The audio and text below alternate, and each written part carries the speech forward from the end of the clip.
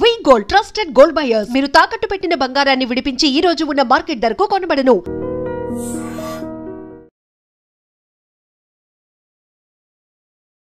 నమస్కారం, welcome to I dream. నేను మీ విజిత. ప్రస్తుతం మనతో పాటు ఉన్నారు హరీష్ తెన్నేటి గారు. సార్ మామూలుగా మోటివేషనల్ వర్డ్స్ ఎన్నో మనకు చెప్తూ ఉంటారు, ఎన్నెన్నో మంచి విషయాలు చెప్తూ ఉంటారు, స్పిరిచువల్గా ఎన్నెన్నో మంచి విషయాలు చెప్తూ ఉంటారు. ఒక డాక్టర్గా ఆయన వృత్తి ఆయన నిర్వర్తిస్తూనే మనందరికీ ఎంతో మోటివేట్ చేసే విధంగా ఆయన మాటల ద్వారా మనల్ని ప్రేరేపితం చేస్తున్నారు. వారితో మాట్లాడి ఇప్పుడు అసలు ఆడవాళ్లకు సంబంధించిన విషయాలు కొన్ని మాట్లాడబోతున్నాం. ఇప్పుడు అవేంటో మీరు వీడియోలో చూసి తెలుసుకోండి. సార్తో మాట్లాడేద్దాం. నమస్కారం సార్. నమస్తే సార్. సాధారణంగా పెద్దవాళ్ళు చెప్తూ ఉంటారు, ఎవరైనా చనిపోయినప్పుడు కొన్ని సందర్భాలు ఎక్కువగా వింటూ ఉంటాం ఈ మాట, అరే చాలా మంచోడు రా, అందుకే తొందరగా పోయిండు, మంచోళ్ళకి ఎక్కువ కష్టాలు వస్తాయి, తొందరగా వెళ్ళిపోతారు, కొంచెం అంటే సాడిస్ట్ లాగా ఉండి ఉన్నోళ్ళు మాత్రం వాళ్ళకి ఆయుష్ ఎక్కువ ఉంటుంది అని చెప్పి కదా. ఎందుకని సార్, ఇది వాస్తవమా లేదంటే పరిస్థితుల రీత్యా మనం మాట్లాడే మాటలు అంటారా?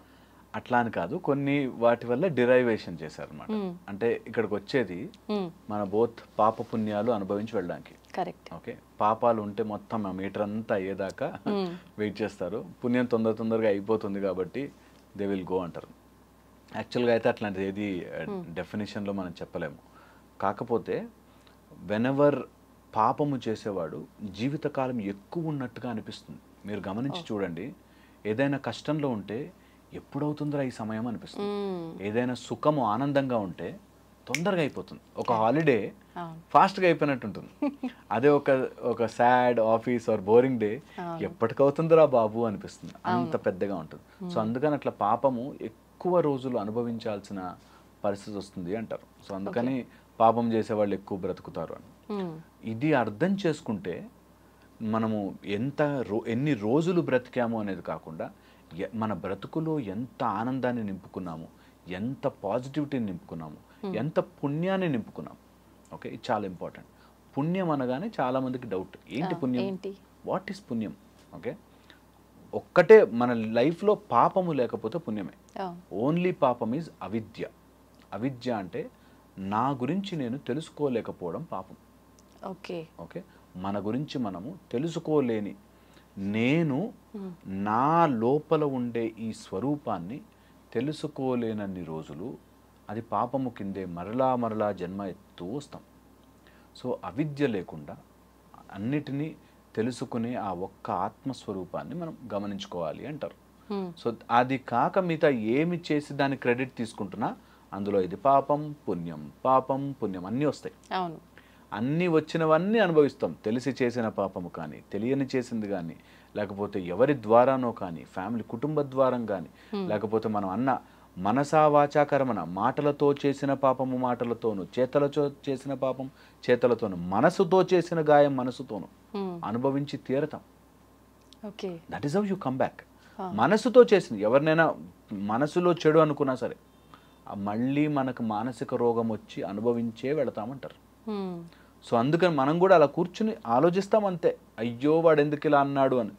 అవన్నీ మానసికంగా కర్మ ఫలితం అనుభవించడానికి అదంతా. కొన్నిసార్లు అంటే పాపానికి ప్రక్షాళన ఉంటుంది అంటారు కదా, మరి నిజంగా అలా ప్రక్షాళన ఉంటే మళ్ళీ ఎందుకు అనుభవిస్తున్నామంటారు? పాపానికి ప్రక్షాళనకి కొన్ని రూల్స్ మెథడ్స్ చెప్పారు. దట్ మీన్స్ నువ్వు లోపల నుంచి క్లియర్ అయిపోయి ఆ పాప ప్రక్షాళన చేసుకోవడానికి.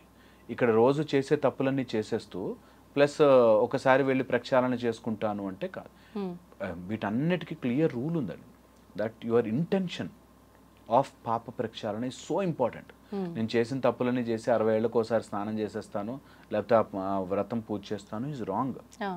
మనకి పాప ప్రక్షాళన అంటే తెలియక కొన్ని మనకి చేస్తాం. అది భౌతిక విషయాలు కానీ, ఆధ్యాత్మిక విషయాల్లో కానీ, ఇలాగ మనం కొన్ని తెలియని పాపములు జరుగుతాయి. కాబట్టి అలాంటి వాటికి ప్రక్షాళన ఒక్కసారి మనకి ప్రారంధంలోకి వచ్చాక అది అనుభవించే తీరుతాం. అందులో కొంత ఉపశమనం మనకి ఋషులు మునులు వీళ్ళంతా తపస్సు చేసి ఇవే అడుగుతారు. మానవ జాతి చాలా బాధలు పడుతుందండి, ఏదైనా చెప్పు అంటే మనకి ఒక సత్యనారాయణ స్వామి వ్రతం వచ్చినట్టు. సరే మనుషులు బాధపడుతున్నారు, ఏం చేయాలి అని అడిగితే ఒక వ్రతం చేసుకోండిరా, ఓ మంచి మార్గంలో ఉండండిరా, నలుగురికి దానం చేయండిరా, లేనివాడికి తిండి పెట్టండిరా, నీకు అన్ని దానాల్లోకి వెళ్ళా అన్నదానం చాలా గొప్పది, తినిపించండి రా, ఇలాగ మనకి ఎన్ని రకాలుగా చెప్పారంటే నువ్వు భూదానం చేయండి అంటారు, గోదానం చేయండి అంటారు. ఎందుకంటే నువ్వు ముందు ఫస్ట్ నేను పాపం చేశాను, నేను తప్పు చేసి ఉండొచ్చు, దానివల్ల అనుభవిస్తానేమో, నేను మంచి మార్గంలోకి వెళ్ళాలి అనే ఆలోచన రావడం చాలా గొప్పది.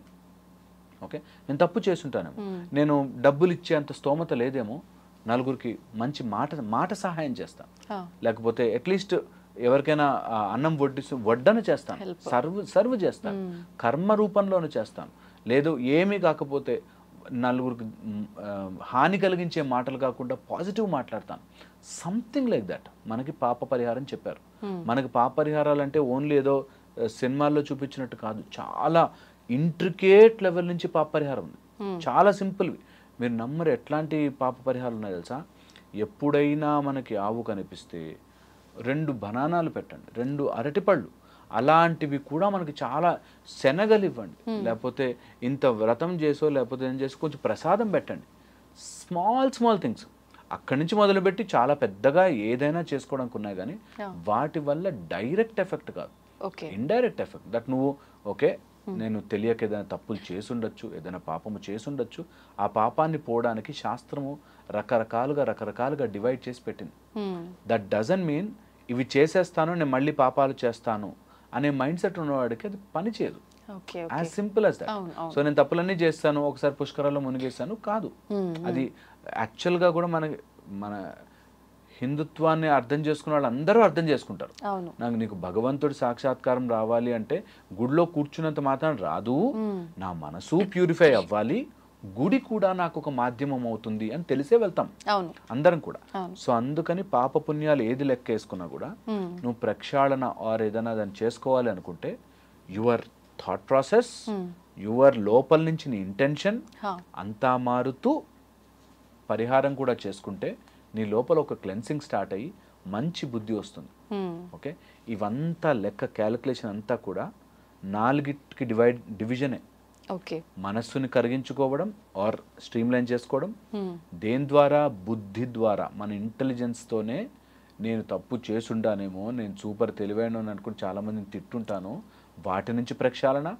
దీంతో పాటు మన లోపల ఉండే ఇగో అహంకారం, ఆ అహంకారాన్ని మనం స్లోగా తగ్గించుకుని నేను మనిషినే, నేను తప్పులు చేసుంటాను, నేను పాపాలు చేసుంటాను, నేను ఎంతమందినో బాధ పెట్టుంటాను, ఈ జన్మలో బాధ పెట్టకపోవచ్చేమో కానీ పెట్టుంటాను అని చెప్పి మనం తెలుసుకోవడం.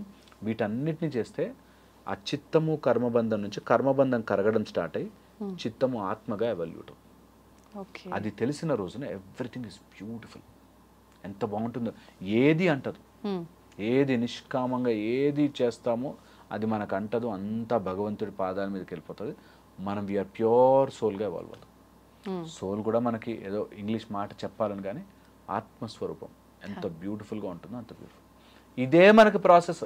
ఒక గుడికి వెళ్ళినా, ప్రదక్షిణాలు చేసినా, దండం పెట్టినా, గంట కొట్టినా, ఏది చేసినా ఇదే ప్రాసెస్. లోపల నుంచి ప్యూరిఫై అవుతున్నా. That's the method. అది ట్రై చేసుకోవాలి everyone. Thank you sir, thank you very much.